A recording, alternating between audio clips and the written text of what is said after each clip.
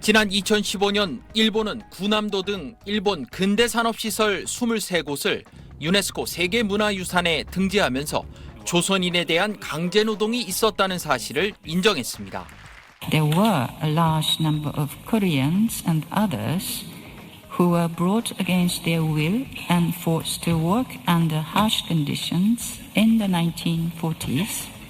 하지만 문화유산에 등재되자마자 말을 바꿔 강제노동을 부정했습니다. Forced to work との表現等は強制労働を意味するものではありません。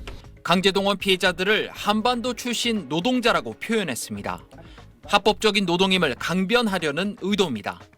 旧朝鮮半島出身労働者の問題につきましては、1965年の日韓請求権協定によって完全かつ最終的に 구남도의 전체 역사를 알리겠다던 전시관은 5년 뒤에야 현장이 아닌 도쿄에 문을 열었는데 한반도 출신 노동자에 대한 가혹행위와 차별이 없었다는 왜곡된 자료가 전시됐습니다.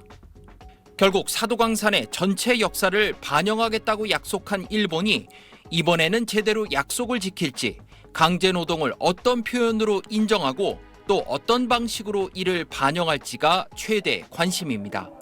그곳에서 끌려가서 고생하신 분들이 강제로 노동을 했다라고 하는 부분들을 어떻게 한국 정부가 관찰시킬 수 있느냐가 대단히 중요한 관건이라고 생각합니다. 민주당은 구남도에 대한 일본의 약속 이행부터 확인해야 한다며 사도광산 등재에 반대한다는 입장을 밝혔습니다. SBS 김수영입니다. 지난달 27일 유네스코 세계유산에 등재된 일본 사도광산 관련 국회 외통위 긴급 현안 질의. 야당은 등재 과정에서 조선인 노역의 강제성 표현이 빠진 건 대일 굴욕 외교라고 비판했습니다. 9년 전 구남도 등재 때보다 후퇴한 협상이란 야당 지적에 조태열 외교부 장관은 강제성이란 명시적 표현은 없어도 사실상 인정을 받아낸 거라며 부당한 비판이라고 맞섰습니다.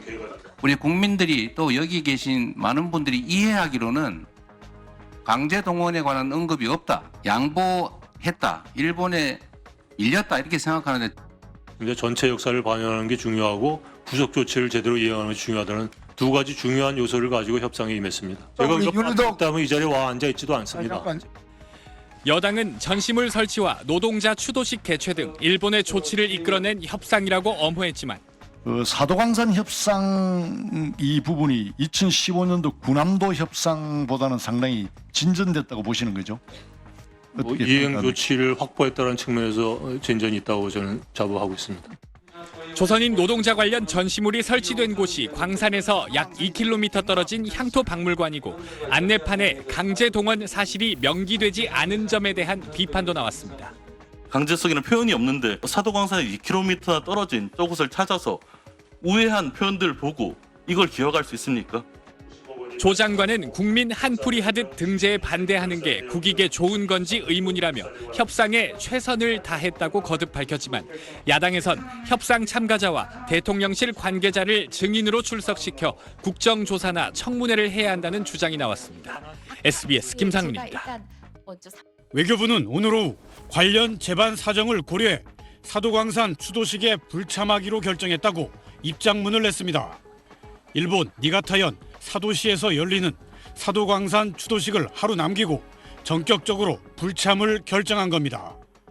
조태열 외교부 장관은 한일 외교당국 간 이견이 해소되지 않았고 수용 가능한 합의에 도달하기 어렵다고 판단했다며 불참 이유를 설명했습니다. 우리 측 인사들이 참가하지 않기로 결정을 했습니다. 그래서 오늘 오후에 통보를 했고 이런 것들은 방금 말씀드린 그런 이유 때문이지만 우리 정부는 일본에 두 가지를 요구한 것으로 알려졌습니다. 일본 대표로 추도식에 참석하기로 한 이쿠이나 외무성 정무관 교체와 추모와 반성을 담은 추도사를 발표해달라는 내용이었습니다. 차관급 인사인 이쿠이나 정무관은 지난 2022년 A급 전범이 합사된 야스쿠니 신사를 참배한 전력이 확인됐습니다. 징용과 위안부 문제에서 한국 정부가 더 양보해야 한다고 발언했던 것으로 드러나 논란이 커지면서 우리 정부가 대표 교체를 요구했지만 일본은 이를 거부한 것으로 전해졌습니다. 韓国や中国とは多くの課題があります。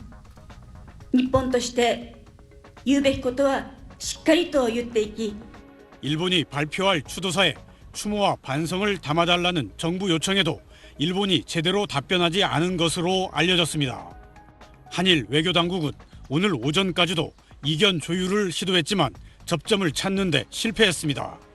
외교부는 진정성 있는 추도식을 열기 위해 일본과 계속 소통하겠다고 했지만 정부가 사도광산 협상의 성과라고 자부했던 추도식이 첫 회부터 파행을 맞게 되면서 부실 외교라는 비판은 피하기 어렵게 됐습니다. SBS 김태훈입니다. 반쪽으로 치러진 이번 추도식에 대해 외교부는 재반 사항을 고려해 불참을 결정했다는 짤막한 평가만 내놨습니다. 정부는 막판까지 추도사 문구에 핵심인 강제성 표현을 넣어달라고 요청했지만 일본 정부는 이를 거부하고 한시적 근로정책으로 표현하며 강제징용의 의미까지 축소했습니다. 鉱山労働者の方々の中には1940年代に我が国の戦時中の労働者に関する政策に基づき朝鮮半島から来られた多くの人々も含まれていました。 지난 7월 유네스코 등재 당시 일본은 강제 노역을 언급이라도 했지만 이번에는 이마저도 빠진 겁니다. Since September 1944, requisition obliged workers to engage in tasks and imprisonment or fines were imposed against its violation. 추도 진정성을 좀 찾아보기 어렵다라고 추도식이 아니라 등재를 자축하는 행사라고 보는 것이 타당할 것 같고 민주당은 추도 자리에 일제전범을 기린 인사가 참석한 건 추도가 아니라 모욕으로 정부의 굴욕 대일 외교 결과라고 비난했습니다. 매국 정부에게 사도광산의 유네스코 등재를 맡기는커녕 국민의 자긍심과 자존심마저 뭉개버린 책임을 반드시 묻겠습니다. 이쿠이나 정무관의 야스쿠니 신사 참배에 대해 아사히 신문은 2022년 7월 10일 참의원 당선 뒤 야스쿠니 신사를 참배한 적이 없다고 주장했지만 교도통신과 산케이는 이쿠이나 정무관이 같은 해 8월 15일에 참배했다고 보도한 바 있습니다. 외교부도 참의원 당선 뒤 야스쿠니 신사 참배를 확인했습니다. SBS 정혜경입니다.